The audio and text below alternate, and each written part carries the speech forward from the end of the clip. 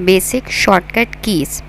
तो स्टूडेंट्स, आज की इस वीडियो में हम उन बेसिक शॉर्टकट कीज़ का जिक्र करेंगे जो कि बहुत ज़्यादा यूज़ की जाती हैं। Our first shortcut key is for new document, that is control N. तो आइए MS वर्ड की तरफ चल के देखते हैं कि MS वर्ड में न्यू डॉक्यूमेंट कैसे ओपन करते हैं। सो फॉर एग्जांपल, मेरे पास ये डॉक्यूमेंट पहले से ओपन था जिसमें मैंने काम किया हुआ था और अब मुझे एक ब्लैंक न्यू डॉक्यूमेंट चाहिए। तो for new document the shortcut key is control N. Now press control N press करते ही आपने देखा कि एक न्यू डॉक्यूमेंट हमारे सामने आ गया है जो कि ब्लैंक डॉक्यूमेंट है। Next important shortcut key is for opening the document. Control O is the shortcut key that is used to open the document. Now for example, मुझे new document open करना है तो मैं कौन सी शॉर्टकट की use करूँगी? Control plus O। तो देखें आपके सामने ओपन मेन्यू खुल जाएगा और यहाँ से आप जो डॉक्यूमेंट ओपन करना है उसको सिलेक्ट कर लेंगे, या फिर अगर आपकी पीसी में कहीं किसी और ड्राइव में मौजूद है तो आप दिस पीसी करके और फिर जो भी ड्राइव होगी उसको सिलेक्ट करके वहाँ से उस फाइल को लोकेट करेंगे। फॉर एग्ज़ाम्पल आप सिलेक्ट करते हैं हम यहाँ से,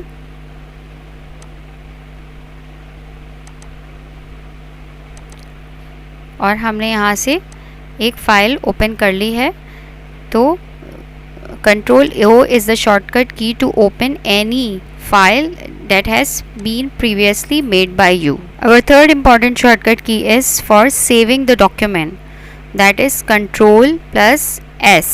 So for example, ये एक document है जिस पे मैंने काम कर लिया है। Now I want to save this document. So what is the shortcut key? Control plus S.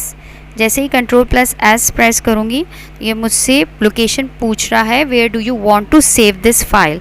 ठीक है, तो आप इसको लोकेशन देंगे जहाँ पे आप इसको सेव करना चाह रहे हैं, वहाँ पर आप इसकी लोकेशन देंगे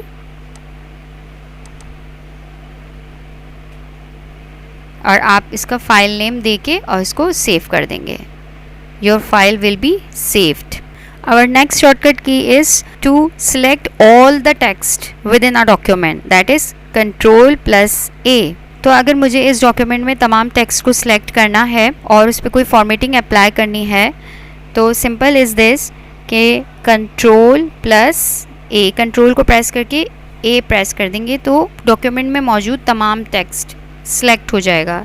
Our next shortcut key is for copy text. Control C is the shortcut key to copy the text. So for example, मुझे ये टेक्स्ट कॉपी करना है, मुझे ये पूरा पैराग्राफ कॉपी करना है, तो मैं इस पूरे पैराग्राफ को सिलेक्ट करूँगी।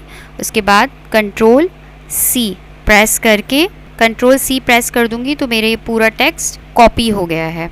Now next shortcut key is for pasting the text, control V। Control V shortcut की कंट्रोल C के साथ वर्क करती है, यानी कि जब आप कोई टेक्स्ट कॉपी करेंगे तो उसको कहीं ना कहीं पेस्ट भी करना होगा।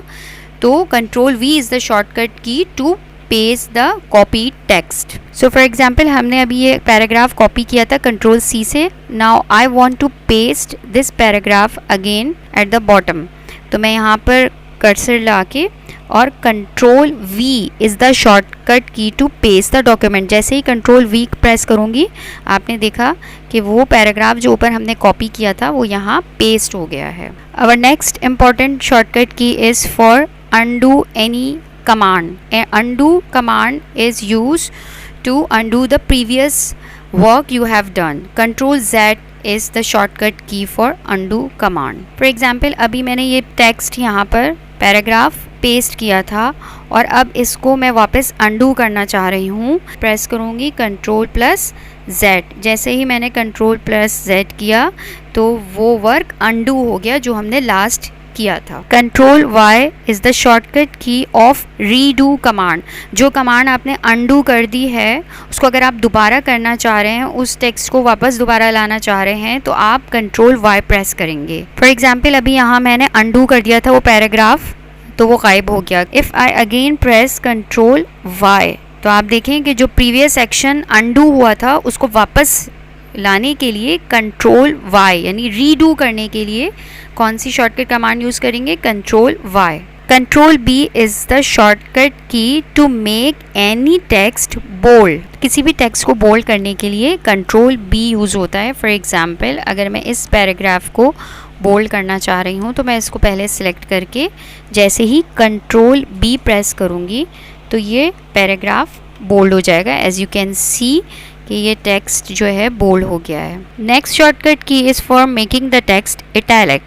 Control plus I is the shortcut key to make the text italic. For example, यहाँ मैं इस पैराग्राफ को italic करना चाह रही हूँ तो मैं इसको पहले सिलेक्ट करूँगी और Control plus I is the shortcut key to make the text italic. As you can see that this paragraph has become italic. Next shortcut key is to make the text underline. Control plus U is the shortcut key to make the text underline. For example, मैं अपने first paragraph को underline करना चाह रही हूँ तो सबसे पहले इसको सिलेक्ट करेंगे.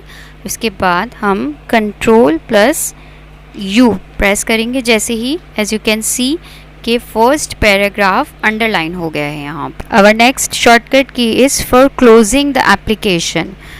Alt plus F4 is the shortcut key to close any application. For example, आप यहाँ पे काम कर चुके हैं. If you have done your work and you want to close this application, so what is the shortcut key? Alt plus F4. Keep pressing Alt F4. जैसे ही आप Alt F4 press करेंगे तो आपसे MS Word पूछ रहा है कि do you want to save it? So if you want to save it, click on save. or if you don't want to save it, click don't save. or if you want to cancel it, click cancel.